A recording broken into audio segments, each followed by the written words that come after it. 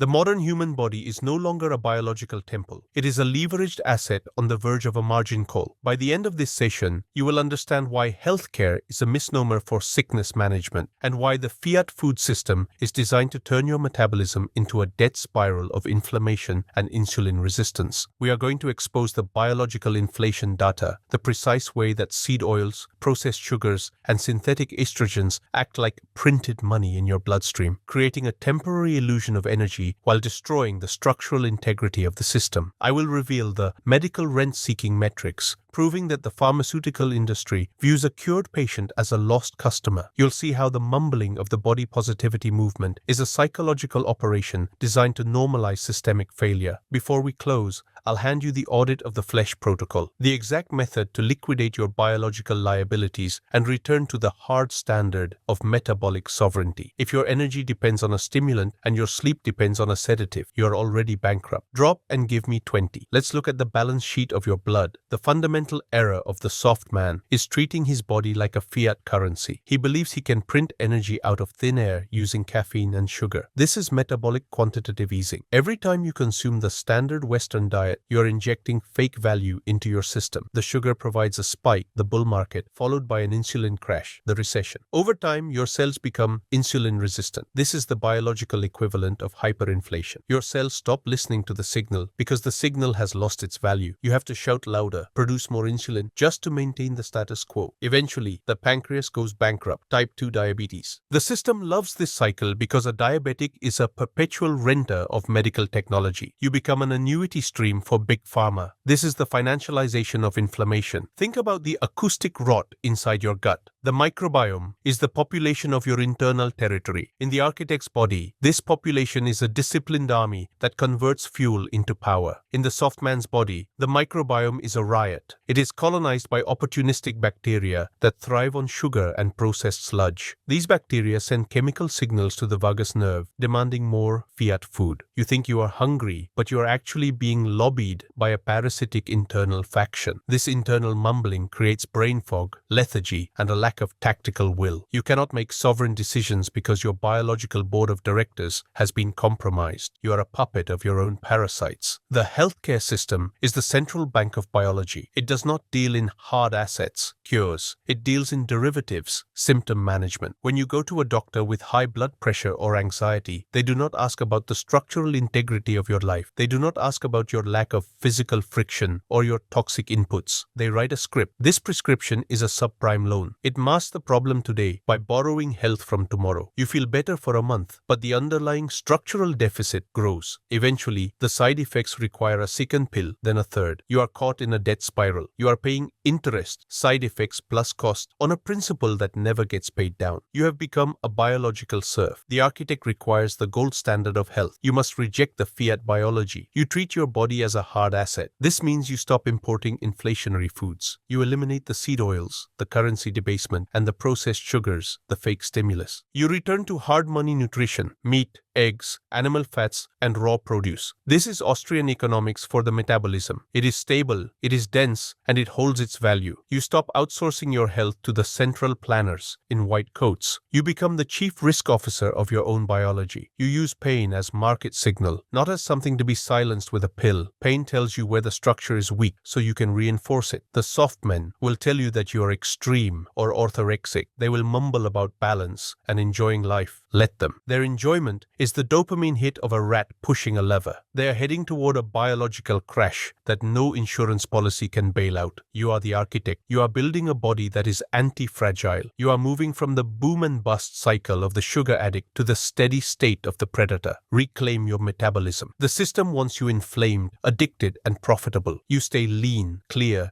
and insolvent to their industry. You declare biological bankruptcy on their terms so you can rebuild on yours. The audit is open. The estrogenic assault is the silent chemical warfare program launched against your biological sovereignty. You are currently operating in an environment that is saturated with xenoestrogens, synthetic compounds that mimic female hormones and hijack your endocrine system. By the end of this protocol, you will understand that the catastrophic drop in global testosterone levels is not an accident of evolution, but a systemic liquidation of masculinity. We are going to expose the plasticizer data, the precise way that phthalates, BPA, and microplastics act as endocrine disruptors, blocking your androgen receptors and turning your hard hardware into soft software. I will reveal the polyester prison metrics, proving that wearing synthetic fibers is effectively wrapping your largest organ in a toxic seal that leaches castration chemicals directly into your bloodstream. You'll see how the mumbling of the medical establishment dismisses this crisis as genetic, while they profit from the fertility clinics and the depression medication required to manage a castrated population. Before we close, I'll hand you the chemical firewall protocol, the exact method to purge your environment of these toxins and reclaim the hormonal privilege of a sovereign male. If you are drinking from plastic and wearing plastic, you are becoming plastic. Drop and give me 20. Let's look at the poison in your veins. The modern world is a chemical bath of feminization. The system requires a population that is docile, agreeable, and risk-averse. Testosterone is the hormone of friction. It drives conflict, it drives questioning, and it drives the defense of territory. To the architects of control, high testosterone is a destabilizing agent. Therefore, the environment has been engineered to suppress it. This is the great leveling. It starts with the water. The blue pipe of the municipal supply is not just delivering hydration, it is delivering a cocktail of birth control runoff, agricultural atrazine, and industrial solvents. These chemicals do not kill you, they recode you. They flip the genetic switches that control your reproductive drive. You are drinking the effluent of the sterile, and your body is responding by shutting down its own production of power. You are paying the water bill for the privilege of being chemically neutered. This is the inflation of the fat cell. Estrogen promotes fat storage and water retention. It is the fiat currency of hormones, soft, bloated, and lacking density. Testosterone is the gold standard, lean, hard, and efficient. When your body is flooded with xenoestrogens from your food containers, your receipts, thermal paper is pure BPA, and your shower curtain, you enter a state of estrogenic dominance. Your chest gets soft, your jawline fades,